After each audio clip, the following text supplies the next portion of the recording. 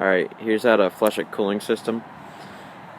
I'm doing this on my 1993 3000 GT, but it's basically the same for all cars. So first off, I got this coolant flush kit. Auto parts store is only like $2. So you'll need that, and you'll need some coolant. You can either get it mixed or non-mixed. So, and then you also need a garden hose that you're going to hook up to the flush kit and flush out the system.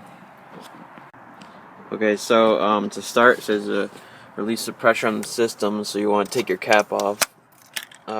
Mine's already cooled, so not that much pressure to release. And then for more room, I took my intake out because they want you to splice the T-fitting into one of the heater hoses. So yeah, I took intake off for a little bit more room, so I'll splice that in next. Alright, so here's the T-fitting installed, and they give you some hose clamps to put it in with, and they want you to take this cap and put it on, and then you can go ahead and reinstall it. Okay, now with the radiator cap off, you can get under the car, and you want to find the drain. Here it is, the drain for the radiator, and then you want to loosen that right there, and then it's going to come out of this hose, so just want to have something to catch it with. Hold on. Alright, here we go. And it's probably going to be pretty hot, so just be careful. Alright. So, I'm just going to let that drain, and then make sure you don't... This is just makeshift little thing to catch the coolant. Just make sure it doesn't overflow.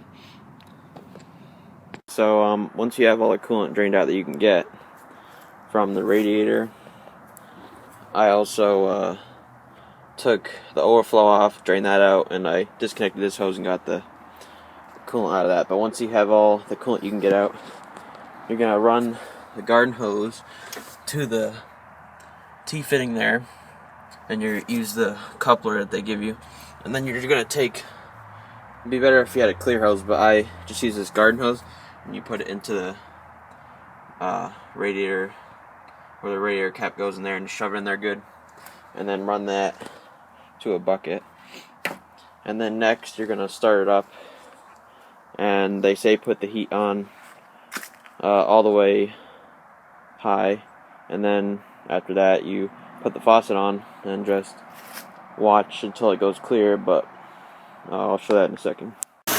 Okay, so when you turn the garden hose on, the coolant's going to come out like this, and you want to run it until it's like completely clear, so that you know it's just water cycling through it, and that way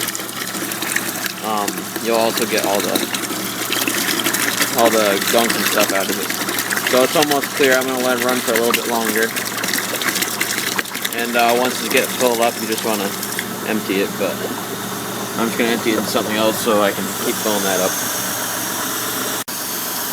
Alright, so as you can see, it's coming out clear now, so that means it's basically all flushed out, and so after that you can shut the car off and then shut the hose off, and I'll tell you what to do from there. Okay, so what I'm going to do next, you don't have to do this, but I took the hoses for the radiator off, one there, and then this one right here is for the bottom, and I'm just going to take the garden hose and stick it in this end, and then just let it drain out this end, so that I'm just going to run the water through there for a little bit, just so that I know the radiator is all nice and flushed out as well. Okay, so after you flush the radiator, if you decide to, just let the water drain out. Just open that again, let the water drain out, and then after that, you're all set to fill up with coolant. Make sure it's bled, and then your radiator and coolant system will be all flushed out.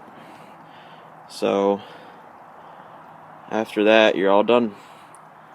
If you have any questions, leave a comment, and thanks for watching.